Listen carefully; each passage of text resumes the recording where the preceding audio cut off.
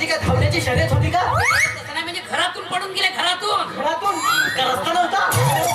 अबे यार, तुला कळत कसं नाही? म्हणजे ते दोघे जण आपापले कपडे बॅगेत टाकून घरातून पडून गेले. आपापले कपडे बॅगेत टाकून आपापले कपडे बॅगेत एवढी घाई बिना कपड्यानेच पळाले. अबे काय बोलतोस तू? पडलेला अबे बिना कपडे नाही पडाले, त्यांच्या अंगात कपडे होते. कसं सांगू तुला? पण त्यांचे इतर वापरण्याचे कपडे, वापरण्याचा सामान बॅगेत टाकून घरातून पडून गेले.